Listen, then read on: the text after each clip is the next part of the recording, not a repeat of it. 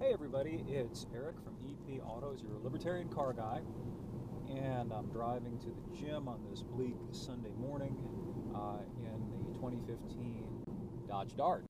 The Dart was introduced in 2013, 2012 as a 2013, I guess, with much fanfare. If you're over 40, you probably remember the original Dart from the 70s and the slant 6 engine.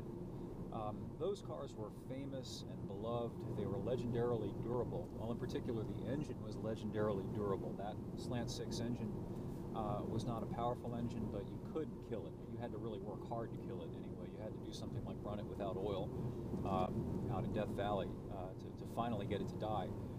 Typically, the engine outlasted the body. That was the car's Achilles heel. The thing would rust into oblivion, and that's why you don't see too many of them anymore. But there's a lot of nostalgia for the Dart, and so that is why Dodge affixed the Dart name to this car.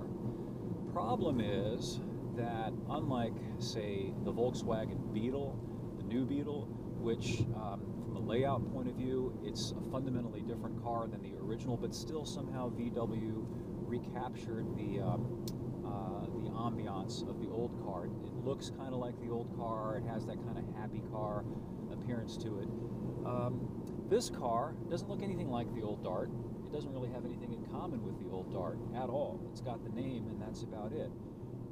It's by no means a bad car. I kind of like it. I particularly like the interior. I like the way this is laid out. This car has this optional touchscreen. You notice it's a nice big, large touchscreen. Normally, I'm not a big fan of the touchscreen. But this one's actually rather easy to use. I like that it's big, and it's also kind of classy. This is essentially the same unit that you'd find in other higher-end Chrysler products, like the 300 and the new 200 sedan, for example. It's very easy to use. Also, I like these nice, big, simple buttons right here. You know, easy to put your hands on them. I like the straightforward gauge cluster. The car drives perfectly well, handles perfectly well.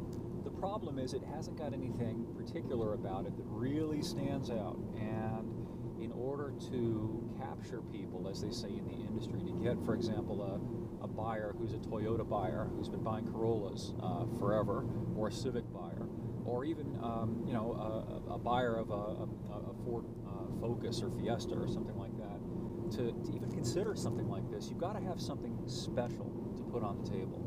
Not just the nostalgic Dodge Dart name, particularly since most people who remember the Dodge Dart, the original model, are people in my age bracket. They're over 40, and as a rule, people in their 40s are not the people who are buying entry-level economy cars.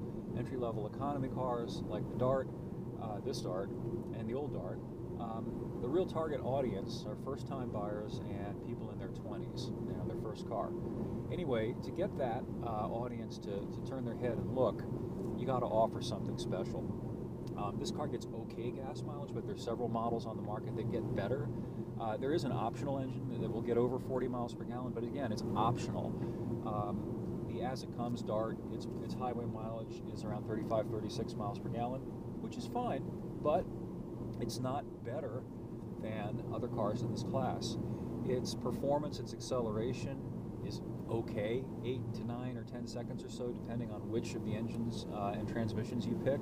But again, it's nothing special. There are other cars in this segment that are quicker. Some of them get better gas mileage. So that's a problem, and that's why this car has not sold nearly as well as Chrysler and Chrysler's new owner, Fiat, had hoped. This is basically a Fiat, for those who don't know.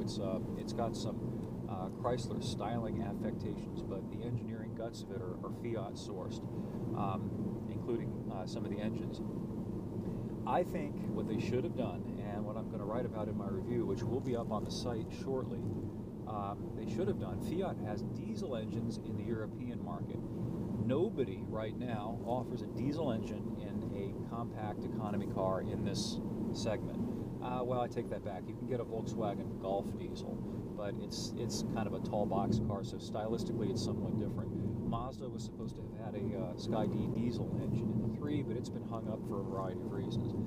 Anyway, the point I'm trying to make is that if you could get this car with a diesel that got, say, 50-something miles per gallon, that would be spectacular. That would be Dart-like.